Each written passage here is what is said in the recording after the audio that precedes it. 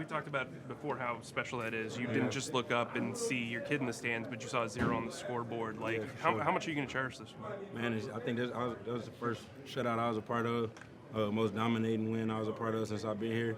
And it felt good, but we're going to enjoy the next 24 hours and get back next week ready to work, do it again. Jaycee, you were emotional last year when you felt it was a difficult feeling to not be able to hold up your end of the bargain, as you put it, defensively. How much more satisfying does it make days like today knowing what you guys went through last year? Make it extremely satisfying, especially, we see everything people say, after the week 1 performance, they're calling for Coach EJ's job and stuff like that. But like Derek said, at the end of the game, we all stayed together in this locker room. We went out there today and put out a dominating performance. Coach E called a perfect game down there. It's like every play call he called worked. So we just excited to keep stacking. Like I said, we're trying to get better every week. How much did the EJ criticism bother you?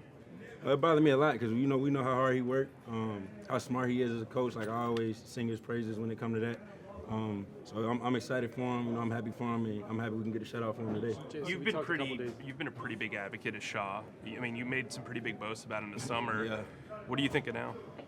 Same thing I told y'all, man. He made plays. He lined up at safety, he lined up at corner, he lined up at nickel. He physical, one of the most physical players on the field.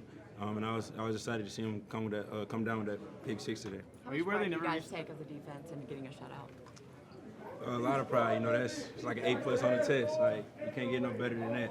So, we can get better. We're gonna look at the bad plays and still try to learn from that. But at the same time, when the clock hit 0, they had nothing on the board, so that's special. With all the changes y'all made in the offseason to improve this defense, was to have a kind of a dominating performance like this? Say it one more time. How big was it for you guys, after making all the changes defensively during the offseason, was to have a dominating performance like this? It was big.